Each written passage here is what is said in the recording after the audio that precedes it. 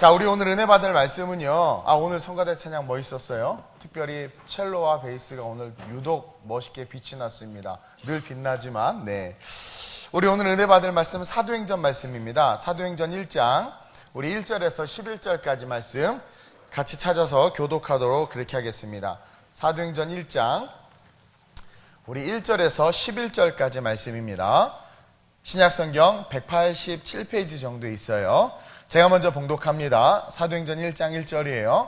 데오빌로여, 내가 먼저 쓴 글에는 무릇 예수께서 행하시며 가르치기를 시작하신부터 그가 택하신 사도들에게 성령으로 명하시고 승천하신 날까지의 일을 기록하였노라.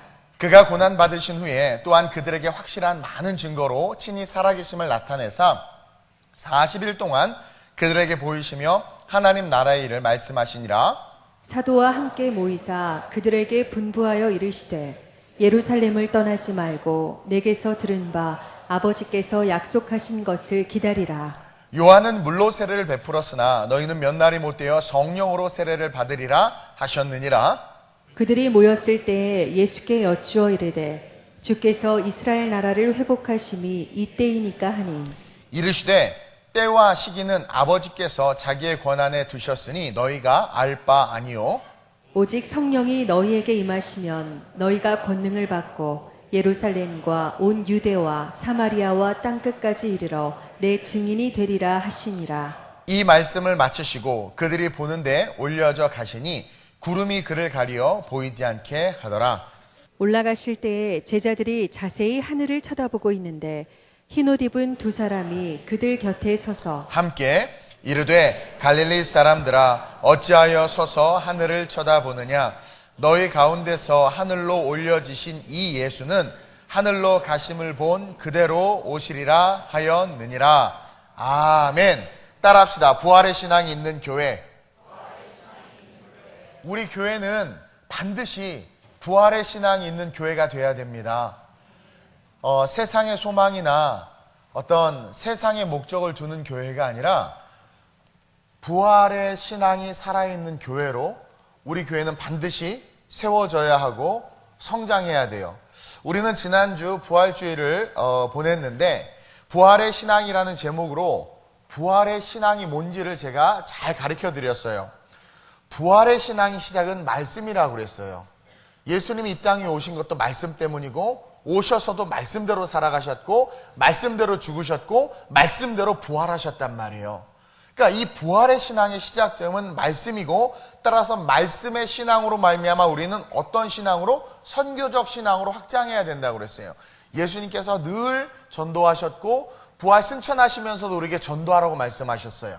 그러면서 선교적 신앙으로 자라나야 함과 동시에 끝까지 주님과 함께하는 신앙, 끝까지 주님과 영원까지 저 천국을 바라보면서 주님과 함께하는 신앙을 품는 것, 그것이 부활의 신앙이고 그 신앙을 가진 자가 저와 여러분들이 돼야 돼요. 자, 이제 우리는 그러한 신앙의 삶을 살아갈 것이고 그러한 신앙인으로서 이곳에 모여 있단 말이에요. 그럼 모인 우리는 무엇이냐? 교회예요.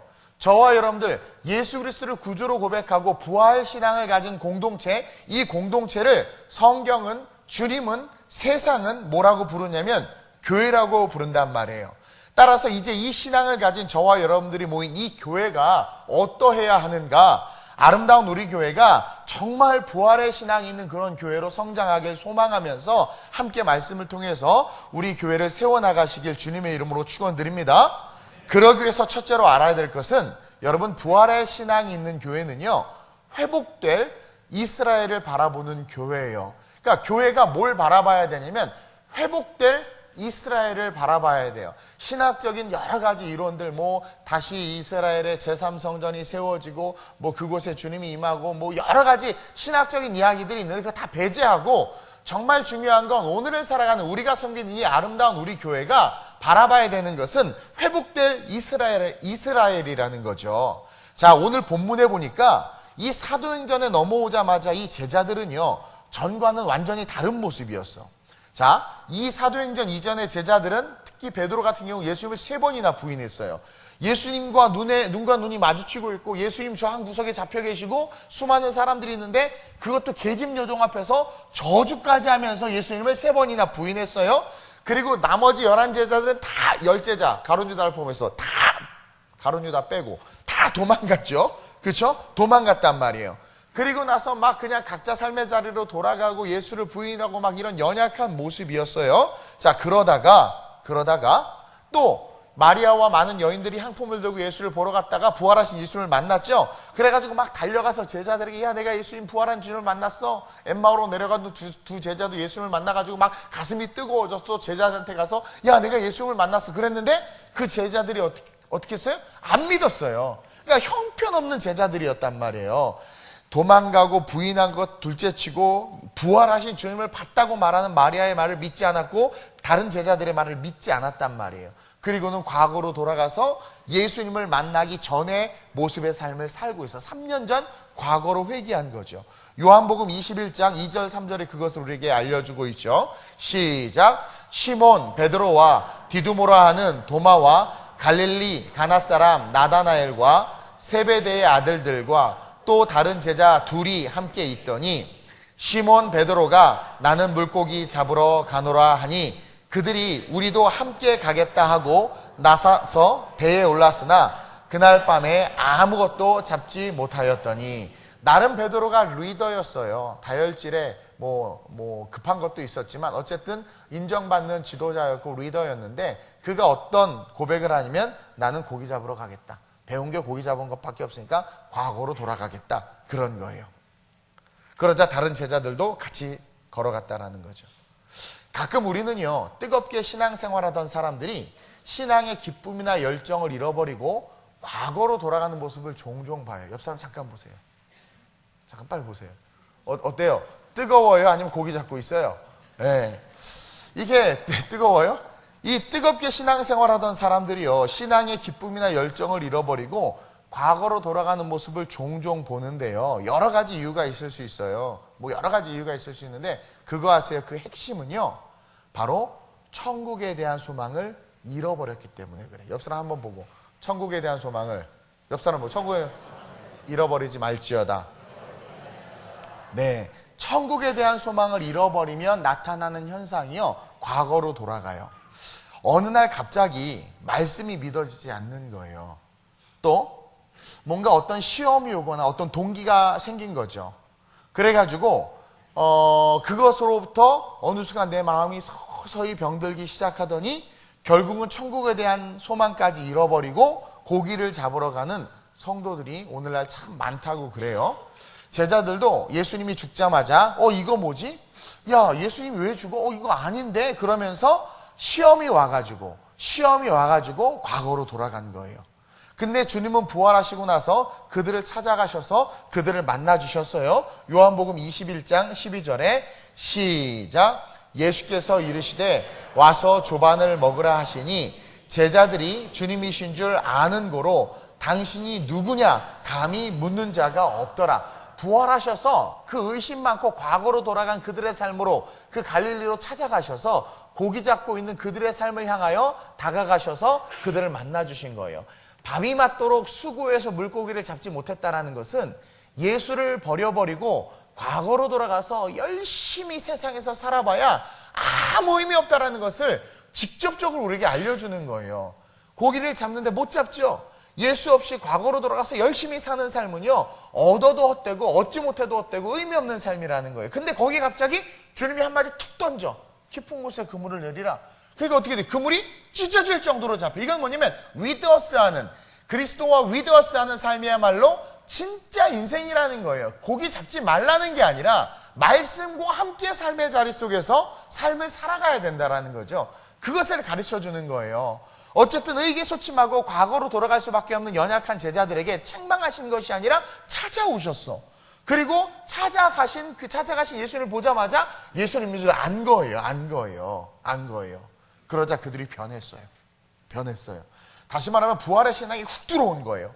그래가지고 변했어요. 처음에는 예수님이 부활하신 것에 대해서 의심하고 믿지 않았지만 다시 믿어지기 시작하는 거야. 다시 뜨거워지기 시작해요. 이게 너무나 중요해. 다시 뜨거워져야 돼. 우리는 그 부활의 신앙이 들어가자 전에 제자들의 모습이 아니라 부활의 신앙을 가진 제자들의 모습으로 바뀌어요. 그리고 나서 놀라운 고백을 해요. 오늘 본문 6절입니다. 함께 읽겠습니다. 시작. 그들이 모였을 때, 자, 여기서 말하는 그들은 뭐냐면 부활하신 예수님을 본 그들, 그리고 어머 살아나셨네? 훅 들어온 거예요. 다시 한번 그 예수님에 대해서 그 말씀이 훅 들어온 거죠. 그들이 그 부활의 신앙이 들어오자마자 계속 시작. 예수께 여쭈어 이르되 주께서 이스라엘 나라를 회복하심이 이때니까 하니. 자, 예수님을 보자마자 뜨거워지고 다시 그 예수님 안에서 부활의 신앙이 회복된 제자들이 가장 먼저 한 말은 이스라엘 나라를 회복하심이 이때입니까? 물어보는 거예요. 주님이 부활을 통해서 이스라엘이 회복될 것에 대한 믿음이 생긴 거예요. 그래서 그 회복의 그날에 대한 궁금함이 생긴 거예요. 다시 말하면 영원한 천국에 대한 궁금증, 영원한 천국에 대한 소망, 다시 오실 주님에 대한 소망이 생긴 거예요. 말씀이 들어간 거죠. 말씀이 들어가자 부활의 신앙이 시작된 거예요. 근데 중요한 것은 이 본문 6절의 시작입니다. 뭐라고 시작하냐면 그들이 모였을 때에, 두세 사람이 내 이름으로 모인 것은 내가 그들과 함께 한다 그랬어요. 그들이 모였을 때, 이 모임은 뭐예요? 에클레시아의 공동체란 말이에요. 뭐예요? 교회를 뜻해요. 그들이 모인 이 모임은 교회인데, 이 교회가, 공동체가 관심을 가지고 바라봐야 될 것들, 신앙 고백한 크리스찬들이 모여서 모임을 이룬 이 모임은 무엇을 바라봐야 하느냐? 주여, 예수께서 이스라엘 나라를 회복하심이 이때이니까. 부활의 신앙을 가진 자들의 그 모임, 이 교회는요, 늘 하나님 나라의 회복에 대해서 궁금해해야 돼요. 그 나라를 바라볼 수 있는 신앙을 가진 공동체가 되어야 되는 게 이 교회라는 거죠. 그러나 부활의 신앙이 없는 성도들은요, 모이면 늘 세상 얘기만 하는 거예요.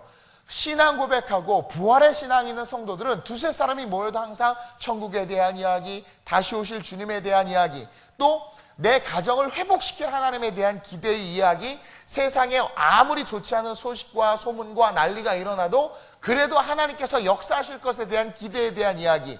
환태평양 뭐 거기 불의 고리가 지금 막 계속 지진들이 일어날 때 사람들이 어떡하나 하는 것이 아니라 신앙 고백하고 부활의 신앙이 있는 공동체는 어떤 고백을 해야 돼? 아, 주님 오실 날이 얼마 남지 않았구나. 징조를 통해서 알 수 있다고 했으니 우리의 신앙을 더 뜨겁게 해야 되겠다. 더 기도해야 되겠다. 염려하고 근심하고 걱정하는 것이 아니라 너희가 날씨를 보면 이 천기는 분별할 줄 알면서 어떻게 하나님의 말씀은 분별하지도 못하고 깨닫지도 못하냐 책망하셨던 것처럼 우리는 깨달아야 된다라는 거. 그래서 교회는 항상 세상을 향하여 물론 올바른 말도 해야 되고 외치기도 해야 되지만 교회는 무엇을 바라보고 있어야 되느냐? 이스라엘을 회복하실 날. 이것은 한마디로 말해서 주님 다시 오실 날을 바라보는 거예요. 그 날을 바라보면서 모든 성도들이 그 날을 향해서 준비되어질 수 있도록 가르치고 예배하고 선포하고 인도하고 이끌어야 되는 곳이 뭐다? 바로 교회다라는 거죠. 교회다라는 거죠. 근데 부활의 신앙이 없는 성도들은요, 모이면 자꾸 세상 얘기만 해요. 구역에서도요, 세상 얘기하는 거야. 예배 중에도 세상 얘기하는 거예요. 어떤 분 우연찮게 유튜브로 설교를 들었어요. 근데 그냥 계속 세상 얘기만 하세요. 손자, 며느리 얘기부터 해서 계속 하시고 막 장로님 바람핀 이야기 하시고 막 하여튼 여러, 그러니까 그냥 세상 얘기만 한참 하시는 거야. 재밌어. 막 웃기도 해. 근데 남는 게 하나도 없어. 온갖 세상 얘기만 있는 거죠. 구역 식구들이 모여서도 뭔가 제가 이제 구역장 대학을 하면서 말씀을 가르치니까 좀 구역장님들이 좀 서툴어도 그리고 웃으면서 같이 말씀 중심으로 모이고 청년들도 모이면 말씀 중심으로 모여야 되는데 맨날 모여서 커피 마시고 과자 먹고 수다 떨고 오늘은 누구를 올려놓고 회쳐 먹을까 하고 막 이게 다 막 칼질하고 이게 뭐냐면 부활의 신앙이 없는 거예요. 그리고 제가 그랬죠. 두세 사람이 모인 것을 주님이 함께 한다고 했고, 자, 교회는 공동체예요. 신앙 고백한 사람들 두셋만 모이면 그것은 다른 이름으로 말하면 교회란 말이에요. 그 교회는 항상 모여서 회복될 이스라엘에 대해서, 회복시킬 우리의 가정, 회복시킬 내 자녀들, 회복시킬 우리의 삶의 문제들에 대해서 이야기해야 되는데 왜? 주님의 부활은 모든 문제의 회복이고 해결이거든요. 내가 힘들고 괴로울 때 공동체가 모여서 그 이야기를 듣고 함께 중보하고 나누고, 저도 짧은 시간이지만 10시 50분에 우리 예배위원들하고 모이면 짧지만 그래도 문제가 있거나 그런 것들을 나누면서 회복시킬 것에 대한 이야기를 하고 기대하고 기도한단 말이에요. 이게 올바른 교회의 모습인데 그런 모습들이 오늘날 많이 보이지 않는 게 사실이라는 거죠. 오늘 부활의 신앙이 들어간 이 제자들 보세요. 변한 그들이 모인 공동체, 부활의 신앙을 소유한 변화된 그들이 모인 공동체, 그 교회가 지금 예루살렘의 회복에 대한 궁금증이 생긴 거예요. 근데 여기서 중요한 것은요, 그날이 몇 날 며칠이다 몇 시다라고 말하는 자들은 이단이에요. 제가 전에 한번 설교했죠. 갈라디아 교회에서 말한 것처럼 다른 복음을 전하는 자들이에요. 여러분, 부활하신 예수님은요, 부활의 신앙을 가진 교회를 향해서 뭐라고 말하냐면 7절에 시작, 오늘 본문 7절에 시작, 이르시되 때와 시기는 아버지께서 자기의 권한에 두셨으니 너희가 알 바 아니요. 그들이 그 회복하실 때가 이때입니까? 라고 하는 그 이때라는 것에 대해서 주님이 이때는 생각하지 말라는 거야. 몇 날 몇 월 며칠에 주님이 다시 오시고 몇 날 몇 월 며칠에 뭐 이스라엘이 회복될 것에 대한 그때는 신경 쓰지 말라는, 그것은 아버지의 권한에 뒀다라는 거예요. 너희는 뭘 바라보라는 거예요? 오직 이스라엘의 회복이 실제가 될 거라는 거야. 왜? 주님의 말씀이 실제가 돼서 부활하신 것처럼. 따라서 아름다운 우리 교회는요, 이 부활의 신앙을 가진 성도들이 모인 공동체로서 늘 회복을 바라보며 천국을 바라보며 이 땅에서의 시련과 고난과 역경을 이기고 승리하면서 주님의 명령을 준행하는 그런 교회가 됐으면 좋겠어요. 그래서 오늘부터 두세 사람이 모이면 항상 회복을 이야기하세요. 주님의 부활로 3년 전의 모습으로 돌아가서 아무 고기도 못 잡고 그냥 그렇게 쓰러질 그들의 인생에 주님이 다가가니까 어떤 일이 일어나요? 153마리 물고기가 찢어질 정도로 잡히면서 회복. 그렇죠? 저와 여러분들이 모였을 때 어떤 지체가 힘들어하면 그 지체를 비난하고 정죄하는 것이 아니라 그 지체가 회복될 것을 공동체가 같이 기대해주고, 구역들이 모여서도 그 구역 속에서 함께 중보하면서 우리가 기도하면 반드시 하나님이 역사하실 거다라는 그 회복에 대한 믿음을 가지고 나누고 교제하면서 지체들을 살리고 교회를 살리는 그런 저와 여러분들이 됐으면 좋겠습니다. 회복될 이스라엘을 바라보는 게 부활의 신앙을 가진 교회예요. 그리고 둘째로 부활의 신앙이 있는 교회는요, 성령을 사모하는 교회예요. 요즘 너무 감사한 게 뭐냐면 우리 교회 많은 성도님들이 성령의 은사를 사모하고 성령을 사모하고 또 성령의 치유하심을 사모한다는 거예요. 더 고무적이고 더 은혜가 되는 건 옆 사람 잠깐 보세요. 여러분들보다 주일학교 아이들이 더 성령을 사모해. 나는 도대체 철야 예배 강단에 작년보다 애들이 더 많은 교회가 세상에 어디 있을까? 이 철야 이 밤에. 야, 유아 유치부 애들이 옆에서 엄마 아빠가 이러니까 그걸 또 따라해. 똑같이 기도는 하는 것 같진 않아도 어쨌든 따라해. 근데 그런 모습을 보면서 저 모습이 내가 보기에도 이쁜데 우리 하나님이 저 아이 들어서 쓰시지 않을까? 막 당연히 쓰시지 않겠어요? 그런 소망이 생기는 거예요. 또 우리 주일학교 애들끼리 경쟁이 일어났어. 막 서로 방언받겠다고 그러고 막 은사 받겠다고. 여러분들은 전혀 관심이 없잖아요. 근데 우리 주일학교 애들은 그런단 말이에요. 영적인 것을 사모하는 거야. 좋은 교회의 분위기가 만들어진 거예요. 교회 철야 예배 어떻게든 앞자리에 나오려고 하고 강대상에 올려고 하고 막 자리 잡으려고 하고, 이게 좋지. 어떻게 하면 뒤에 앉으려고 하고 어떻게 하면 도망가려고 하고, 이런 교회 분위기는 아니잖아요. 그렇죠? 얼마나 감사하고 귀한지 몰라요. 또 놀라운 것은 그 성령의 은사와 치유하심을 사모하는 분들이 정말 신유의 그런 치유가 돼요. 회복이 되고 기적이 일어나고 있어요. 아니, 여러분들 가까운 데서 기적이 일어나 뭐 별로 놀라지도 않고 관심도 없어. 지금 그런 역사가 우리 교회에서 일어나고 있다니까요. 막 나 기적으로 치유됐어. 그럼 그냥 그런가 보다 그래요. 돈이 많아서 그런가 보다. 서울대병원 가면 되니까 그분은. 그렇죠? 이게 뭔가 신령한 것에 대한 관심이 없는 것 같은데, 오늘날 이 시대가 그렇죠. 방언을 이야기하면 SNS에도 보니까 방언은 없다. 또 여기 강남대학교가, 나는 그렇게까지 자유주의에 물든 줄 몰랐는데, 우리 청년 하나가 강남대학교 신학교를 다니고 있는데 거기는 완전히 자유주의더라고요. 난 깜짝 놀랐어요. 성경을 믿냐고 그러면서 코웃음을 치더래요. 그리고 이 성경을 믿고 그 다음에 방언을, 야, 그런 쓸데없는 소리 하지 마 하고 아이들을 그렇게 가르치고 있대요. 강남대 관계자분들 잘 기억해 주시길 바래요. 어쨌든 근데 내가 그래서 다른 목사님한테 물어봤더니 이 목사 몰랐어. 이렇게 세상 돌아가는 걸 몰라. 그래서 왜 했더니 거기 완전히 자유야. 완전히 자유야. 그래서 아, 그렇군요. 그래서 그 아이에게 내년에 대학교 다시 시험 보라고 그랬어요. 어쨌든 중요한 건 세상은 지금 성령을 거부해. 성령의 은사를 믿지 않아요. 성령이 치유했다 그러면 안 믿어. 그러면서 뭐라 하면 언제 또 아플까 이렇게 쳐다보고 있어. 아니 또 아플 수 있어. 죽은 나사로도 살아났다가 또 죽었어요. 그렇죠? 중요한 건 우리의 삶에 힐링이 일어났어요. 하나님의 치유가 일어났다. 그게 이너 힐링이든 외적 치유든 내적 치유든 치유가 일어났다는 건 뭐예요? 하나님이 계시다라는 거죠. 그것을 증명하는 것뿐이에요. 하나님의 나라가 있다라는 걸 보여주는 거예요. 그것을 우리는 어텐션해야 되고 그분의 나라를 바라봐야 된다라는 거예요. 근데 그것까지도 세상은 지금 거부하고 있고 터부시하고 있고 그렇게 말하는 사람들이 이상하게 생각해. 저기 무슨 잘 사는 동네 가잖아요. 목사님이요 이렇게 지적인 얘기만 해야지 영적인 거, 막 은사 이런 얘기하면은요 이상하게 봐. 그분이 오셨어요. 뭐 이렇게 보는 것 같아. 아, 정말 신기해요. 그러니까 다 사두개인들이 됐어. 바리새인은요 그래도 주님의 은혜가 있는 족속들이야. 근데 이 사두족은요 사두개인들은요 은혜가 아예 없어. 왜냐면 사두개인들은 머리가 벌써 죽을 대두가 큰 사두죠. 뭐 그런 건 아니지만 천사를 안 믿어. 영적인 걸 아예 안 믿어. 그래서 바리새인과 사두개인들이 논쟁하면 항상 그 천사 문제 때문에 논쟁을 하는 거예요. 바리새인은 그래도 있다. 영적인 세계가 있다. 사두개인들은 절대 없다. 너 미쳤냐? 어떻게 영적인 존재냐? 천사는 없다. 이 사두개인. 근데 오늘날 점점 한국 교회가 사두개인화 되고 있어. 영적인 것을 전혀 인정하지 않고 믿지 않아. 근데 우리 교회는 너무나 감사하게도 많은 성도들이 성령을 사모하고 은사를 사모하고 지금 치유하심을 경험하고 있어요. 궁금하면 철야 예배 나와보세요. 네. 그래서 금요 예배 때 많은 역사들이 일어나서 저는 참 행복해요. 근데 오늘 본문 속에서도 보니까 주님은요 부활하자마자 계속 성령을 강조하고 계세요. 부활하자마자.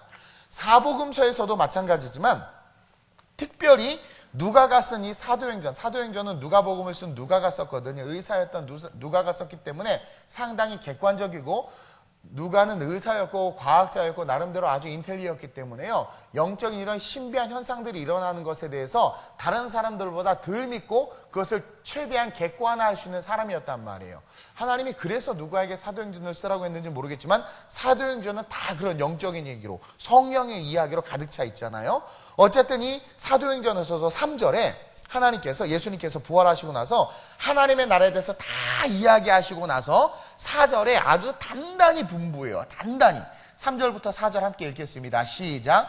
그가 고난받으신 후에 또한 그들에게 확실한 많은 증거로 친히 살아계심을 나타내사 40일 동안 그들에게 보이시며 하나님 나라의 일을 40일 동안 부활하신 육체를 가지고 제자들에게 보이시고 엄청나게 가르치셨어요.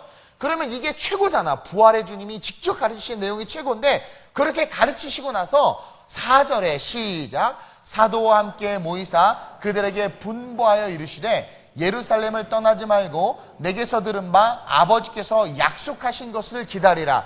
그들에게 분부했다라는 것은요 아주 단단히 단호하게 아주 그냥 단단히 분부했다라는 거예요. 예루살렘을 떠나지 말고 내게서 들은 바 아버지께서 약속하신 것을 기다리라는 거예요.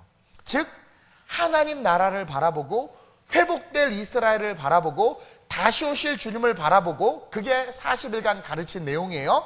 그 나라에 살기를 소망하는 거죠. 와, 그럼 천국에서 살아야 되겠다. 하나님의 나라에 대해서 40일 동안 가르쳤으니까 와, 천국 너무 좋다. 그 나라에 대해서 살아야지 막 소망이 생겼을 거 아니에요. 제자들 너무 좋으니까 막 소망이 생겼단 말이에요. 근데 그렇게 살아가는 그 삶이 주님 앞에서 책망이 아니라 칭찬의 삶으로 서길 원하는 그 삶이 실제가 되기 위해선 성령이 필요하다라는 거예요. 성령이 없었기 때문에 베드로가 3번 부인했고 성령이 없었기 때문에 위협과 시험이 오면 도망갔지만 성령을 받으면 이제는 부인하지 않아요. 이후로 베드로가 부인했나요?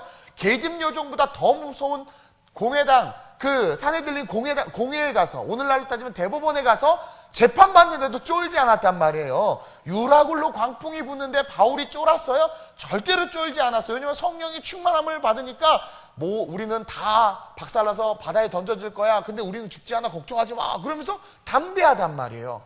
예수님이 40일간 부활하셔서 천국을 가르치시고 천국 말씀을 가르치시고 그리고 하나님 나라에 대해서 비전을 주시고 막 꿈을 주시고 여러분들에게도 꿈과 비전을 막 줬어요. 그래서 내가 한번 살아봐야지, 그렇게 한다면 천국 가야지 결심하고 결단하지만 베드로가 나 주님 부인하지 않을 거야. 그것은 진심이었지만 환경이 바뀌니까 진심을 지킬 수가 없는 거예요. 힘이 없으니까 무너져 버리는 거예요. 그래서 성령 받으라고 이야기하는 거예요. 그래서 너에게 분부하는데 내가 40일간 부활의 육체를 가지고 너희에게 하나님 나라에 대해서 가르쳤어. 그리고 이스라엘에 대해서, 회복된 이스라엘에 대해서 가르쳤어. 천국 가고 싶지, 그 나라 하나님 앞에 서고 싶지. 그러면 그 앞에 서기 위해서는 단단히 분부하는데, 네게 단단히 분부한데, 이 부산 갔다 왔더니 사투리가 잘 안 나오는데 어쨌든 이 부산 사투리가 아닌가?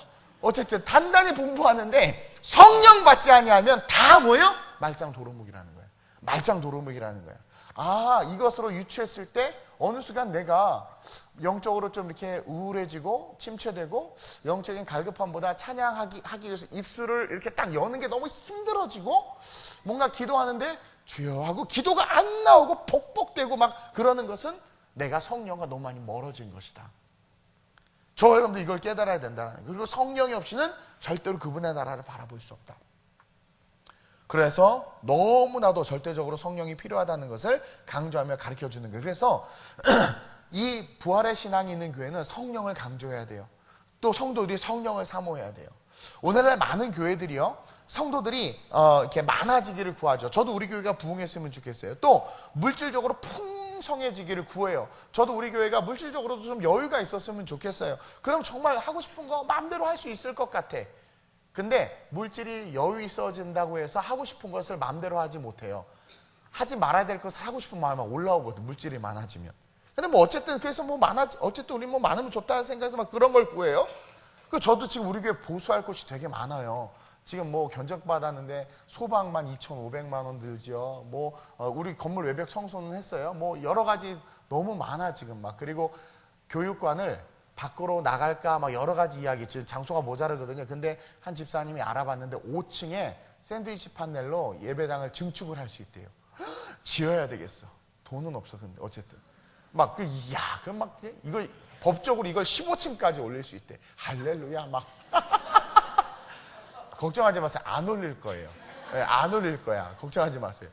그래서 막 있으면 좋겠다. 막 이런 생각들을 막 한단 말이에요. 그래가지고 우리 성도들이 좀 물질 좀 모아줘서 그냥 뭐 다 바꾸고 빨리 지금 오늘 아침에 우리 전도사님 내 방에 급하게 왔어요. 그래서 왜 그랬더니 목사님 큰일 났어요. 왜? 뭐죠? 그 달란트 잔치를 하는데 물품이 하나도 안 들어왔대. 그래서 내가 충격 먹었어요. 아 정말 나는 일부러 우리 성도들이 너무 잘해가지고 그동안 이렇게 뭐 해줄 줄 알았더니 지금 전도사님이 내 방에 뛰어들어와서 그렇게 말할 정도인 걸 보고 내가 충격을 받는 거야. 내가 지금 이거 목회를 잘못하고 있구나 이거 지금. 오늘 당장 예배 끝나고 이마트 다 가가지고 장대 가면서 다 사갖고 오세요. 이건 내가 단호하게 말했어요. 아 진짜? 너 정말 충격받았어요? 이거 영상에서 자르세요. 유튜브로 나가면 우리 교회 이게 수준이 떨어져가지고. 이게요, 우리는 그렇단 말이에요. 이런 것들이 있으면 좋겠고 저런 것들이 있으면 좋겠고 막 그러면서 그런 것들에 대한 기대는 많아. 그런 생각들은 많아요, 교회가. 그렇죠? 성도들이 많아지기를, 물질이 풍성해지기를. 근데 진짜 우리가, 그리고 부활의 신앙이 있는 교회가 정말 하나님 앞에 붙잡힌 바 되기 원한다면 구해야 되는 구해야 되는 그 본질은 뭐냐면 성령이라는 게 성령이 역사하는 교회, 성령이 운행하는 교회. 그래서 여러분들 제 기도를 잘 들어보면 항상 예배 시작할 때 이제 찬양하고 제가 등단해서 기도할 때 항상 성령의 임재를 제가 항상 구해요. 왜? 저는 별 볼 일 없는 그냥 한 사람일 뿐이에요. 제가 아무리 말을 잘하고 떠들어도 성령이 감동을 안 주면 이 말씀이 여러분들의 심장에 들어가지를 못해요. 그러니까 성령이 너무 중요할 때 항상 성령을 구하고 제가 올라올 때도 성령님, Holy Spirit Come down here please 막 그러면서 간절히 성령 임하기를 원해서 성령께서 말씀해 주시기를 원하지, 내가 잘났다고 뭐 사람이 잘났다고 떠들면 그것은 인간의 교회가 될 수밖에 없다라는 거예요. 그래서 우리는 항상 성령의 충만함을 구해야 되고 모든 성도들이요 성령으로 말하고 성령으로 행동하고 성령으로 삶을 살아가는 그런 교회가 될 수 있게 해달라고 기도하는 교회가 진짜 교회라는 거죠. 성도가 10명 있어도 100명 되게 해주세요라는 기도가 아니라 이 10명이 성령의 충만함을 받게 해주세요. 그러면 100명은 하나님께서 알아서 더하신다고 저는 믿어요. 근데 우리는 그 본질의 기도를 할 수 있는 시선과 능력을 잃어버린 거죠. 오늘 5절에 보세요. 너희는 몇 날이 못되어 성령으로 세례를 받으리라. 이것은 뭐냐면 반드시 받게 된다라는 거예요. 성령을 구하는 자들에게 주님은 5절에 야 요한은 물로 성령을 베풀었어. 너희는 몇 날이 못되어 성령으로 세례를 받으리라. 분명히 주신다라는 거예요. 주신다라는 거예요. 근데 이 5절 앞에 요한은 물로 세례를 베풀었다고 말씀하신 것은 반드시 물 세례를 받아야 되고 성령 세례를 받아야 된다는 것을 우리 주님이 다시 한번 쿡 찍어서 이야기해 주는 거예요. 여러분, 우리가 기독교 예식으로 행하는 세례, 또 우리 교회는 침례죠. 이 세례나 침례를 받는 것이 얼마나 중요한지, 또 우리가 헌화예식 하는데 여러분 이 헌화예식이 얼마나 중요한지 여러분들 깨달아 알아야 돼요. 어떤 남녀가 그냥 둘이 같이 살아. 그렇죠? 서로 너무 죽도록 사랑해. 그래도 그거 뭐예요? 그냥 동거고 사람들에게 손가락질 받을 일이야. 근데 결혼을 했어. 그거 아무 문제 없어요. 그렇죠? 결혼식을 했느냐 안 했느냐, 다시 말해서 혼인신고를 했느냐 안 했느냐는 너무나 큰 차이인 거예요. 종이 한 장이지만 우리 교회는 결혼하기도 전에 혼인신고부터 먼저 하는 축복이 있는 교회예요. 참 신기해. 아파트 때문에 그런지 모르겠지만 그럼 그 사람이 이제 혼인신고했기 때문에 결혼식은 안 해도 부부인 거야, 법으로. 그러니까 같이 있는 것에 대해서 누가 뭐라고 할 수 없어요. 신고가 됐으니까. 근데 신고 안 했어. 결혼 언제 한대. 근데 같이 살아. 조금 손가락질 당할 수 있어요? 그것처럼 여러분 예식이 아무것도 아닌 것 같지만 하나님이 정한 법이란 말이에요.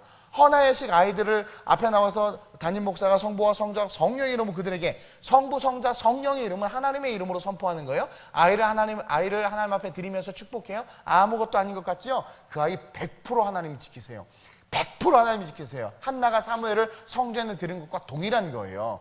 어린아이들은 세례 주면 의미가 없어요. 자기가 신앙 고백을 한 것이 아니기 때문에. 헌화예식은 부모의 신앙 고백이에요. 부모가 이 아이를 하나님의 자녀로 키우겠습니다는 부모의 신앙 고백이에요. 그래서 하나님이 더 기뻐하세요. 그리고 이 아이가 커서 복음을 듣고 자기가 제 인격적으로 예수님을 구주로 고백하면 그러면 아무리 신앙생활 잘하고 중공부 회장을 했어도 침례 받아야 되는 거예요.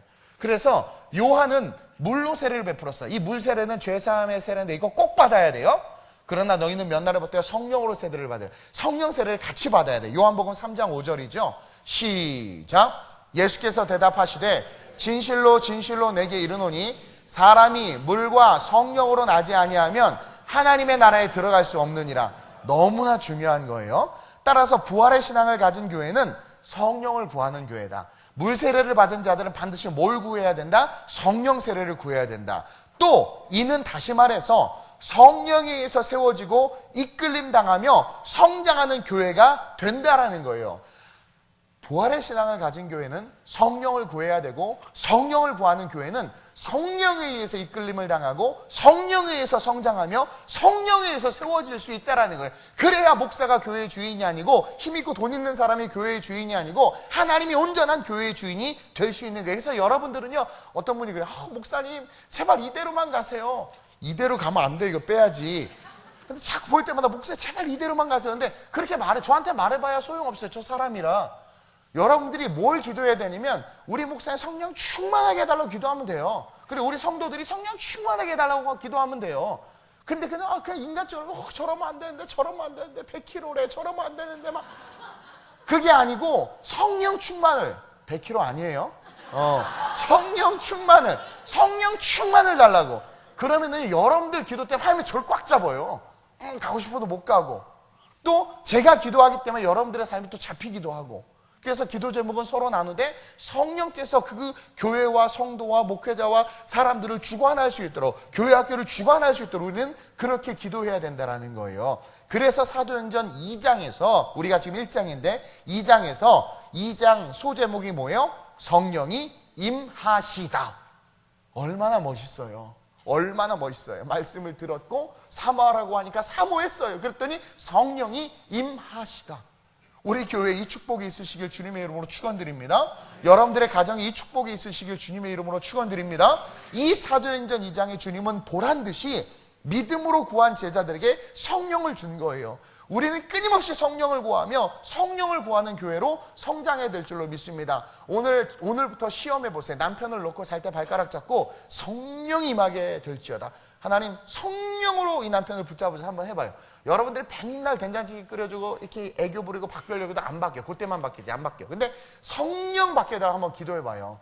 물론 물 세례 먼저 받고 성령 세례 받는 게 맞아요. 그러나 하나님은 급하면 성령부터 주셔. 사도행전에 여러분들이 간절히 구하면, 그러면 어느 날 남편이 벌떡 정신 차려서 자기야 교회 가자 막 그러면서 나 오늘부터 성가대 한다, 말리지 마라. 이게 막 변화가 일어나. 그러니까 이게 기적이, 이런 기적을 여러분 웃지 마세요. 이게 실제가 될 수 있음을 믿는 게 믿음이란 말이에요. 아니 성령 달라고 하는 게 잘못된 기도인가요? 그래서 성령 받아서 남편이 신앙생활 잘하고 저와 여러분들의 삶이 신앙의 삶으로 한 걸음 들어가는 게 나쁜 건가요? 하나님의 영광을 위한 거죠. 그럼 하나님이 가장 좋아하는 거란 말이에요. 한번 오늘부터 실험해 보세요. 그리고 나중에 간증할 수 있는 기회가 있으시길 주님의 이름으로 축원드립니다.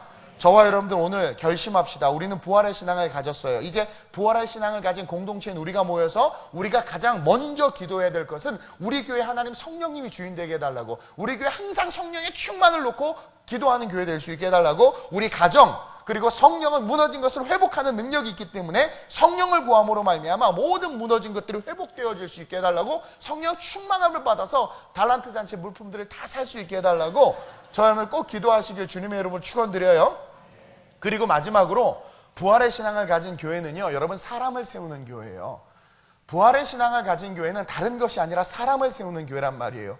우리가 오늘 읽지는 않았지만 오늘 본문에서 이어지는 12절 이하의 말씀을 보면 가룟 유다 때문에 이 빈 사도의 자리를 채우는 장면이 등장해요. 12명, 성경에 12라는 숫자는 완전수거든요. 이 완전수에서 하나가 빠진 거란 말이에요. 그러면 그냥 11명 가지고 해도 되잖아요. 근데 굳이 한 명을 더 세워. 이 10이라는 것에 의미가 있어서 그래요. 그래서 한 사람이 빠진 그 자리에 기도함으로 말미암아 마띠아라는 사도가 세워지는데 우리는 이것에 주목해야 된다는 거죠. 사도행전 1장 22절입니다. 시작. 항상 우리와 함께 다니던 사람 중에 하나를 세워 우리와 더불어 예수께서 부활하심을 증언할 사람이 되게 하여라 하리라 하거늘. 예수께서 부활하심을 증언하는데 어떻게? 완전하게 증언하기를 원하는 거예요. 12이라는 의미는 여러 가지 신학적으로 성경적으로 의미가 있는, 진짜 의미가 있는 숫자거든요. 그래서 그 한 명을 채워야 되겠다고 이야기하면서 채우는 거예요. 근데 그 사람을 뽑는 이유가 예수께서 부활하심을 증언할 사람이 되게 하기 위함이다. 즉 사도들이 부활의 신앙을 갖자 그 부활의 신앙이 선교적 신앙으로 성장하는 거죠. 그러니까 선교적 신앙으로, 전하는 신앙으로 성장한 것이고 그 일을 위해서 이제 사람이 세워져야 된다는 것을 깨닫는 거예요. 그래서 성령 충만한 교회는요, 빈자리가 있으면 그 빈자리에 사람을 세우고 또 하나님의 선교와 하나님의 나라를 위해서 자꾸 사람을 세우려는 마음이 들어요. 그래서 제가 청년들을 양육했고, 물론 지금은 양육한 애들 다 결혼해서 올라가가지고 밑에 너무 젊은 애들이 있어서 갭 차이가 좀 나는데 다시 양육하려고 하는 것이고, 그렇게 빈자리를 채워서 사람을 계속 세워가고, 예수님도 혼자 사역하실 수도 있었지만 12명의 제자들을 불러서 3년간 가르치셨단 말이에요. 티칭하셨단 말이에요. 그게 뭐냐면 그 완전한 복음을 증거하기 위해서 어떻게 해요? 선교적 신앙, 전파하는 신앙으로 성장시켜 나가는 거예요. 그러면서 그 일을 위해서 교회는 사람을 세워야 된다는 것을 우리에게 가르쳐주고 있어요. 그래서 15절에 보면 무려 120명의 제자들 중에서 14절과 같이 열심히 기도했어요. 15절 14절 1장 14절 15절에요. 보니까 한 200명 정도가 모여서, 그쵸? 더불어 마음을 같이하여 120명 정도가 모여서 마음을 같이하여 열심히 기도해서 제비를 뽑았는데 누가 뽑혀요? 마띠아가 뽑혀요. 그래서 완전수인 12제자가 세워지게 되고 이들이 사도가 돼서 선교적 신앙으로 인생을 살아가게 된다는 거예요. 그러면서 초대교회가 놀랍게 성장했어요. 영향력을 행사하기 시작했고 복음을 증거했다라는 거예요. 여러분, 교회는, 진짜 교회는 사람을 세우는 교회가 돼야 돼요. 쉽지 않은 일이에요. 많은 시간이 필요해요. 우리 교회가 조직이 약해요. 뭐 조직이 이렇게 중요한 건 아니지만 그래도 필요하기 때문에 조직이 있어야 되는데 약해요. 그리고 또 이렇게 구역장님들이나 리더들을 제가 이렇게 세워놨는데 그들에게 퍼펙트함을 기대하면 안 돼요. 저 역시도 그렇고 연약하단 말이에요. 그렇다고 어떡하지 염려하는 게 아니라 사람을 세우기 위해서 1년 동안 제가 구역장 댁을 이끌면서 양육하는 거죠. 지금은 좀 연약할지라도 1년 후에는 우리 구역장님들이 저한테 1대1 양육을 받고 든든하게 서서 이제 기둥들이 될 거라는 거예요. 그러니까 사람을 세우는 게 너무 중요해요. 그러니까 지금 사람이 없고 왜 이 모양이야, 엉망진창이야, 그냥 말만 하고 그냥 손가락질만 하고 뭐예요, 뭐 이렇게 단어가 떠오르지 않아요. 막 판단하고 정죄하고 하면서 에이 그러면 성장이 없는 거죠. 그럼 어떻게 지금 내일 지구가 멸망할지라도 한 그루의 인간을 심어야죠. 그렇죠? 성령의 열매가 맺기 위해서 이것을 이야기하는 거란 말이에요. 사람을 키우는 게 쉽지 않아요. 시간도 필요하고 또 열매도 쉽게 얻지 못할 때가 많아. 제자를 많이 키워놨더니 도망가는 거죠. 예수님도 그랬잖아요. 3년 동안 키워놨는데 다 도망갔죠. 한 명은 또 자기를 팔았어요. 예수님을. 아무리 그럴지라도 여러분, 교회는요 끊임없이 부활의 신앙이 있는 교회라면 끊임없이 사람을 세우고 그 사람이 성령의 충만함을 받아 오늘 본문 8절 말씀과 같이 시작. 오직 성령이 너희에게 임하시면 너희가 권능을 받고 예루살렘과 온 유대와 사마리아와 땅까지 이르러 내 증인이 되리라 하시니라. 이 증인의 삶을 살 수 있도록 사람을 키우는 거예요. 증인의 삶이 되도록 그 사람들을 인도하고 세우는 교회가 되어야 된다는 거죠. 구역이든 선교회든 사람을 세우게 힘쓰는 저와 여러분들이 되어야 될 줄로 믿습니다. 사람 때문에 아프기도 해요. 저도 배신도 당해보고 뭐 여러 가지 오해와 음해와 겪어봤어요. 또 믿었던 사람들에게 뒤통수도 맞아보고 또 우리가 사람을 이렇게 키우다 보면 상처받기도 해요. 그래서 어떤 목사님들은 그러잖아요. 절대 부구역자들은 믿지 마라. 나 우리 부구역자들 완전 믿는데. 그렇죠? 그리고 담임 목사보다 설교 잘하면 강대상에 세우지 마라. 그럼 성도들은 맨날 식은 밥, 탄 밥만 먹으라는 거예요? 훌륭한 교육자들 서야지. 또 설교 못한다고. 근데 재밌는 거는 못하는 사람만 세우래. 그것도 웃기잖아. 그래도 또 못하는 사람도 세워야죠. 경험하면서 성장시켜야 되니까 때로는 여러분들이 탄 밥도 먹어볼 줄 알아야 돼요. 그렇죠? 그러면서 어쨌든 사람을 세우기 위해서 힘쓰고 애써야 된다는 거예요. 근데 한국 교회만 그런 말들이 돌고 있어요. 그리고 너무 뛰어난 부교역자들은 잘라버려야 된다. 뭐 이런 말도 하고, 부목사 너무 오래 데리고 있지 말아라. 뭐 이런 말도 하고. 뭐 저는 하나도 듣지는 않지만, 그리고 또 구역에서도 보면 구역 공관 안에 자기보다 신앙이 더 뛰어난 것 같아. 그러면은 막 짜증내. 바꿔주세요. 막 그러면서. 또 성도는 나보다 모르네. 막 이래서 판단하고.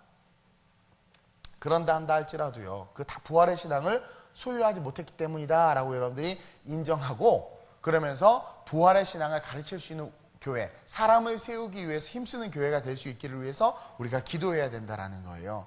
여러분, 부활은요 놀라운 일이에요. 한번 생각해봐요. 여러분들이 2000년 전에 그 부활을 곁에서 봤다고 한번 딱 경험해봐요. 그러면 여러분 안 외쳤겠어요? 우리 승은이나 라이 같은 애들 부활하셨다 막 그걸 진짜 경험했단 말이에요. 진짜 여러분들이 막 미라클 기적을 경험해봐요. 막 우리 교회 치유의 역사를 경험해서 그때 막 계속 얘기하고 다닌다. 나 이렇게 치유됐어, 뜨거워지고 회복됐어. 막 경험하면 외칠 수밖에 없단 말이에요. 그래서 진짜 부활의 신앙을 가진 자들은 외치게 되어 있고 전하게 되어 있고 그분의 나라와 영원한 천국을 바라보게 되어 있단 말이에요. 그런 성도들이 있는 교회는요, 그 성령의 능력과 함께 성장하게 되어 있어요. 11절이에요. 시작. 이르되 갈릴리 사람들아 어찌하여 서서 하늘을 쳐다보느냐. 너희 가운데서 하늘로 올려지신 이 예수는 하늘로 가심을 본 그대로 오시리라 하였느니라.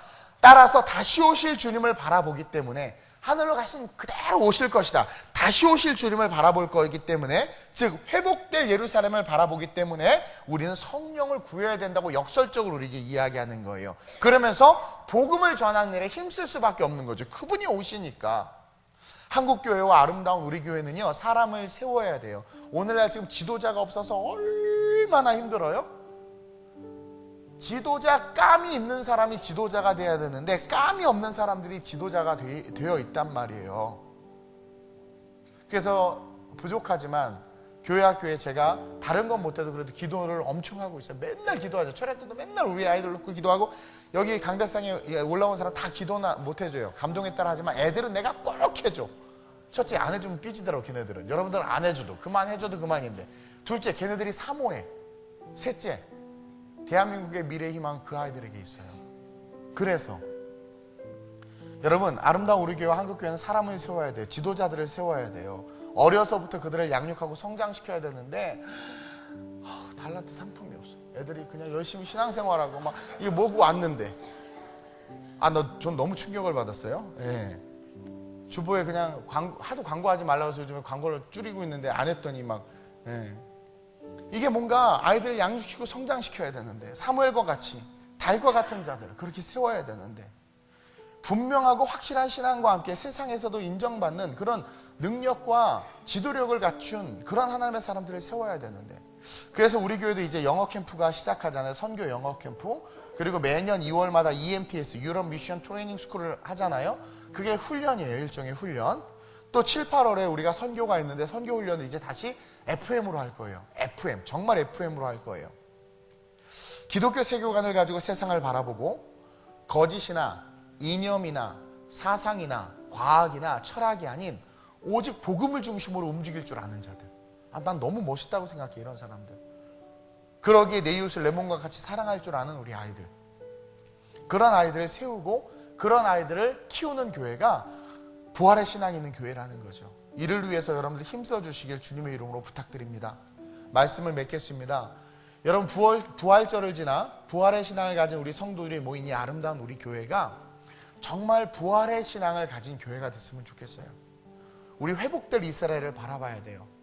이것은 주님 다시 오신다라는 것이고 영원한 천국이기도 하지만, 회복될 이스라엘을 바라본다라는 것은 회복될 우리의 가정을 바라보는 거예요. 회복될 대한민국을 바라보는 거예요. 왜냐하면 2000년 전에 예수님이 가는 곳마다 회복됐잖아요. 회복될 내 삶의 영역들을 바라보는 거예요. 그러니까 그것이 회복될 것을 믿을 수 있는 이유가 뭐예요? 부활의 신앙이 있으니까. 그런 사람들이 연약한 자들과 힘든 사람들을 바라볼 때 그들이 힘을 얻고 소망을 갖지 않겠어요? 그런 에너지가, 그런 거룩하고 건강한 바이러스가 막 퍼져나간다고 생각해봐요. 세상이 아름다워지지 않겠어요? 그러면서 동시에 그런 성도들이 성령을 사모하는 거야. 그러니까 말씀대로 살아갈 수 있는 힘이 생기는 거죠. 그러면서 동시에 사람을 키우네, 아이들을 키우네, 다음 세대를 준비하네, 실버 세대들을 위한 사역들을 지금부터 기도하네. 그러면서 마띠아가 세워진 것처럼 한국교회가 그 하나님께서 세우기를 원하고 세웠지만 마교에서 무너지고 빈자리를 한국교회가 다시 세워가기 시작하는 거죠. 우리가 마띠아가 돼야 되는 거예요. 그래서 완전한 복음이 증거되는 데 쓰임받을 수 있는 그 한 교회가 아름다운 우리 교회가 됐으면 좋겠습니다. 오늘 이 시간 한번 기도합시다. 하나님, 부활의 신앙을 가진 내가 이 교회에 있습니다. 우리 공동체가 부활의 신앙을 바라보며 부활의 신앙으로 말미암아 세워지는 교회가 되기를 원합니다. 회복될 이스라엘을 바라보게 하여 주옵소서. 하나님, 세상이 아니라 다시 오실 주님 바라보고 무너지고 쓰러진 환경이 아니라 그것을 회복시킬 주님을 바라보며 내 안에 성령을 사모하고 성령을 구하는 신앙, 우리 교회가 성령을 의지하는 교회 되게 하시고 그 성령으로 말미암아 사람을 세우며 빈자리를 메우며 마지막 이 세대에 다시 오실 주님의 그 길을 예비하고 준비하는 사명 감당할 수 있는 교회 될 수 있게 해달라고, 우리 교회에 성령의 충만함을 달라고, 오늘 하나님께서 기뻐하시는 부활의 신앙 있는 교회가 될 수 있게 해달라고 우리 주님을 세 번 부르고 하심으로 전심으로 기도합니다. 주여, 주여, 주여. 주님, 오늘 이 시간 성령으로 우리의 마음을 만져주옵소서. 입술을 열어 기도하기가 무거워진 성도들에게 성령을 부어주옵소서. 찬송하기 위해서 입을 열기가 무거워진 성도들에게 성령을 부어주옵소서. 어느 순간 우리의 신앙이 부활의 신앙에서 멀어졌습니다. 현실의 신앙, 하나님 물질의 신앙으로 변질되다 보니 우리가 영적인 것을 추구하는 힘이 약해졌음을 고백합니다. 하나님, 한국교회가 영적인 것을 추구하는 것이 약해졌습니다. 그러나 오늘 이 말씀과 함께 다시 한번 기도합니다. 우리는 부활의 신앙을 믿습니다. 부활의 신앙을 믿는 우리가 이 아름다운 우리 교회라는 공동체로 모여 있습니다. 이제 이곳에서 우리는 회복될 이스라엘을 바라보며 기도하는 성도들이 될 것입니다. 아름다운 우리 교회는 다시 오실 주님을 바라보며 내 가정과 내 이웃과 내가 살아가는 삶의 영역을 회복시키실 주님을 바라보며 기도할 것입니다. 우리 안에 그 뜨거움이 임하게 하시고 부활의 신앙으로 말미암아 회복시켜 주실 주님을 바라보며 달려나갈 수 있는 그런 거룩한 자녀들이 될 수 있도록 우리 성도들을 붙잡아 주시옵소서. 또한 바라기는 성령을 구하라고 말씀하시는 주님, 하나님 부활의 신앙이 있는 교회는 늘 성령 충만을 구하고 성령의 은사를 사모하며 성령과 동행해야 합니다. 아름다운 우리 교회가 늘 성령의 역사가 있는 교회가 되게 하여 주옵시고, 모든 성도들이 약속한 그 성령을 받을 수 있는 하나님의 축복을 누리게 하여 주옵시며, 그 성령으로 말미암아 선교적 신앙으로 성장하여 하나님의 나라를 확장하는 데 쓰임받게 하여 주옵소서. 아름다운 우리 교회가 사람을 세우길 원합니다. 하나님, 먼저는 다음 세대를 세우는 게 너무나도 중요합니다.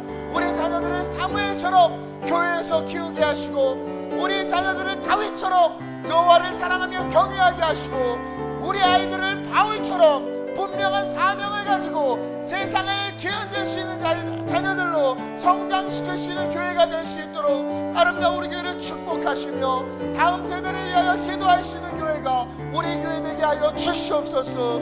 부활의 신앙으로 일어나 부활의 신앙을 사모하는 교회 되게 하여 주옵소서. 주님, 우리는 부활절을 통과했습니다. 행사처럼 부활주일이니까 부활하신 주님을 찬양하고 성가대 칸타타하고 계란 전도하고 끝나는 것이 아니라, 부활의 신앙을 다시 한번 되새겼기에 부활의 신앙을 가진 우리가 모인 곳이 교회인데, 그럼 이 교회는 부활의 신앙을 가진 교회라면 어떠해야 하는가? 오늘 말씀을 통해서 배웠습니다. 부활의 신앙이 있는 내가 속한 이 교회는, 내가 부활의 신앙이 있기에 이 교회 역시 부활의 신앙을 가진 교회가 되어야 합니다. 그러기 위해서 오늘 말씀 가운데 주신 말씀을 기억하며, 하나님 아름다운 우리 교회가 정말 회복될 이스라엘을 바라볼 수 있는 교회, 세상의 욕심, 건물의 욕심, 물질의 욕심, 성도의 숫자의 욕심이 아니라 자꾸 그런 유혹이 오지만 우리가 이기게 도와주시고, 회복될 이스라엘을 바라보며 전 인류를 회복하고 하나님의 자녀들 영원한 천국에 이르게 하기 위해서 지금도 일하시는 그 주님, 다시 오실 그 주님을 바라보며 삶의 분명한 목적이 천국이 되어질 수 있는 교회, 그것을 가르칠 수 있는 교회가 아름다운 우리 교회 되게 하여 주시옵소서. 부활의 신앙이 있는 교회는 성령을 사모합니다. 많은 지성과 이성주의자들이 성령과 은사를 터부시하는 이때에 우리는 더욱더 부활의 신앙이 있기에 주님께서 부활하시는 제자들에게 가르치시고 반드시 성령을 받을 것이라고 말씀하신 것처럼, 그 성령을 인정하고 성령의 능력을 체험하며 성령의 충만을 구하는 교회로 우리 교회가 서게 하여 주옵시고, 모든 예배 때마다 성령의 임재로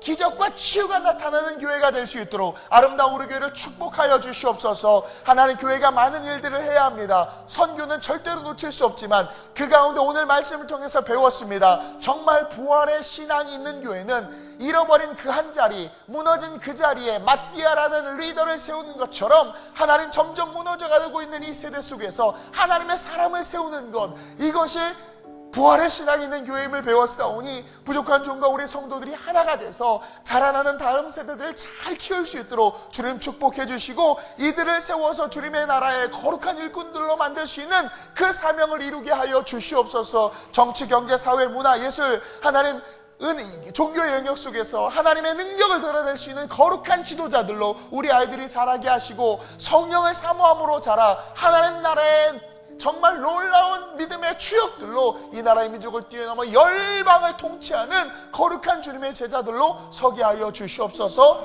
아름다운 우리 교회를 축복해 주시고, 주님 다시 오실 때까지 변치 않는 믿음 붙잡고 걸어가는 성령 충만한 교회 되게 하여 주옵소서. 감사함을 드리며 예수님의 이름으로 기도드립니다. 아멘. 아멘.